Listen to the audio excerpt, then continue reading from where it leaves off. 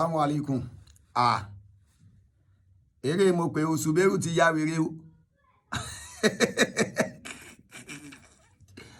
Wọ́n ní olófo ló ń bínú ológo. Béèyàn bá ti lófo á bínú ológo. Ọlọ́run má ṣe wá lólófo ológo ní kó ṣe wá títí ayé. Káwọn olófo máa bínú wa lọ. Káwa máa ṣoríire tó pọ̀ rẹpẹtẹ. Ìmámù tọ́líà ológo ni. Olófo ni Taofiki lọ́ba níka. Ló ṣe ń bínú ológo tọ́líà. Lórí ẹ̀ ṣe ń burú lójoojúmọ́. Ẹ wo lẹ́tà wèrè tó ń kọ́ lójoojúmọ́. Ẹ wo lẹ́tà bí ẹni táyé ń ṣe. Ayé ti ń ṣe. Ẹ̀dùn kí ni tọ́líà tí kí ló ṣe fún Taofiki lọ́ba níka? Ẹ wo adúrú lẹ́tà. Kí ló dé? Ó dẹ̀ fi táìmù ààrẹ, ó dẹ̀ fi táìmù kalẹ̀. Ó dẹ̀ kọ gbogbo orú lẹ́tà báyìí, ó dẹ̀ kọ orú ọ proposal báyìí kó o fi ṣoríire gbèsè ayé àfi kó o fi ṣorí ibú. Eléyìí lé o.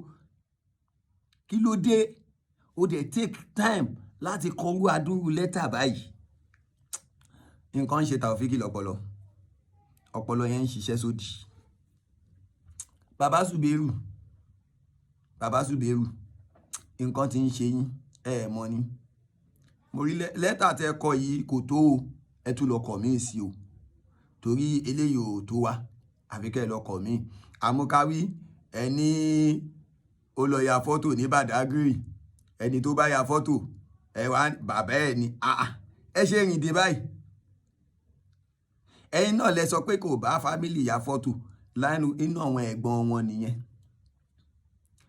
Bàbá Subaru, ẹ̀gbọ́n bàbá wa Imam ni wọ́n bá ya fọ́tò yẹn nínú àwọn ẹ̀gbọ́n wọn ni mo ṣe sọ pé tí wọ́n bá gbé ẹnìyàn rẹ̀ pàjẹ́ o. Orí ibú tẹ̀ ń ṣe kiri orí social media yìí ti pọ̀ jù. A fool at 40 is a fool forever. Sincerely speaking, ẹ ti fool. Wàláì. Subaru ẹ ti fool. Ẹ ti fool. Bàbá Subaru, gbogbo lẹ́tà tẹ́ ń kọ yóò tí tó o. Àbí kẹ́ ẹ kọ sí o. Ṣé mọ̀ pé olórí ibú kì í fẹ́ràn olóríire láíláí. Olóríire dẹ̀ lórí máa ń sátọ̀. Ó ní olófo ló máa ń bínú ológo. Olófo nìyín lẹ ṣe ń bínú Imam Sheikh Dr. Tọ́lí àti Yunus torí olófo lẹ́yìn. Torí ẹ̀ lẹ́tà tẹ́ kọ ẹ bẹ̀rẹ̀ sí ní kọ sí. Àìtí ìgbọ́ tó ẹ tún máa kọ̀ mí sí. Àmọ́ kò sí ohun tí ó ṣe bàbá wa Imam gbogbo ìlú Ogbomọṣọ lágbára Ọlọ́run. Bàbá wa Sheikh Dr. Tọ́lí àti Yunus nǹkan ò ní ṣe wọ́n. Kò sì ní ṣe bàbá wa ọba Ganji Àfọlábí. Ṣé gbogbo ẹ̀yin tẹ́ ń dá wọn láàrin irú yìí Ọlọ́run á dójú tì yín lágbára Ọlọ́run. Pé Taofiki ó ń sáré kiri ni bó ṣe ń kọ lẹ́tà ló ń ṣe gbá ló ń ṣàwò kò sí ohun tó ń fẹ́. Torí olórí ibú ni.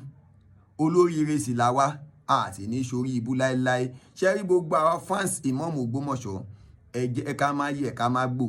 Kò sí ohun tí ó ṣe Imam Ogbomọṣọ pẹ̀lú ògo tọlọ́run. Nǹkan ò sì ní ṣe bàbá wa ọba Ganji Àfọlábí. Gbogbo àwọn ọ̀tá wọn lọ́lọ́run á jẹ́ kójú ó tì. Ọlọ́run ò ní dójú tì wá o lágbára Ọlọ́run. Bàbá wa Imam Ogbomọṣọ ẹ fọkàn balẹ̀. Olóríire ni oore náà sì máa tàn lọ ni. Ṣé gbogbo lẹ́tà wèrè tí Taofiki ń kọ yìí. A fool at 40 is a fool forever. Ẹ wo lẹ́tà kí ló dé? Torí ọmọ ọlọ́mọ ó dẹ̀ kọ adúrú lẹ́tà báyìí torí pé kọ́ṣá lè yọ wọn ò sì ní yọ lágbára Ọlọ́run. Ìwọ lọ ẹ̀mí ẹ yóò yọ sínú kòtò pẹ̀lú ògo tọlọ́run. Ọlá ilaha. Gbogbo ẹ̀yin fans ẹja máa fàdúrà àwọn bàbá wa Imam Ogbomọṣọ lọ́wọ́. Torí àwọn ènìyàn ní ibi ni wọ́n tẹ́ bá lọ́wọ́ gúrùpù wọn èèyàn kan post ọṣẹ síbẹ̀ o. Ọṣẹ àṣínà ọṣẹ àwẹ̀nà àwọn olórí ibú ẹ̀dá. Kí ló dé? Kí ló le tó báyìí? Lágbára Ọlọ́run Imam Ogbomọṣọ nǹkan ò ní ṣe yín. Wọ́n ní olóríire lóore sátọ̀ lọ. Béèyàn ṣorí ibú àyè àṣà fún. Ọlọ́run àlà àhún bẹ́ẹ̀. Oore ni tiwa lọ́jọ́ ayé gbogbo. Oore ni tiwa lọ́jọ́ ayé gbogbo. Oore ni tiwa lọ́jọ́ ayé gbogbo. Olóríire lóore sátọ̀ lọ. Béèyàn ṣorí ibú àyè àṣà fún. Ọlọ́run àlà àhún bẹ́ẹ̀. Oore ni tiwa lọ́jọ́ ayé gbogbo.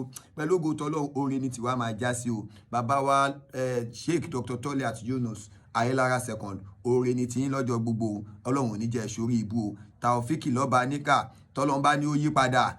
òun nù bọ́lọ́run sì ní kó má yí padà òun nù àmọ́ tá a nígbàgbọ́ ni pé gbogbo ẹni bá ní kẹ́ ẹ jábọ́ ló máa jábọ́ gbogbo ẹni bá ní kẹ́ ẹ ṣubú ló máa ṣubú gbogbo ẹ̀dá tó bá ní òun fẹ́ lé yín kúrò láàyè tẹ́ wà yẹn pẹ̀lú ògo tọ́lọ́run àtàtìlẹ́yìn ànábì Muhammad gbogbo bí táwọn ọmọ náà bá ń dé láyé wọ́n máa jábọ́ ni wọ́n máa ṣubú ni ọlọ́lá haúlá wàlá kùwátá ìlàbẹ̀là àlèlàṣẹ. pé olóríire lóore sàtọ̀ lọ béèyàn sórí ibú ààyè àṣà fún ọlọ́run àlà àrùn bẹ́ẹ̀ òrè ní tiwa lọ́jọ́ ayé wa òrè ní tiwa lọ́jọ́ ayé wa òrè ní tiwa lọ́jọ́ ayé wa olóríire lóore sàtọ̀ lọ béèyàn sórí ibú ààyè àṣà fún ọlọ́run àlà àrùn bẹ́ẹ̀ òrè ní tiwa lọ́jọ́ ayé gbogbo.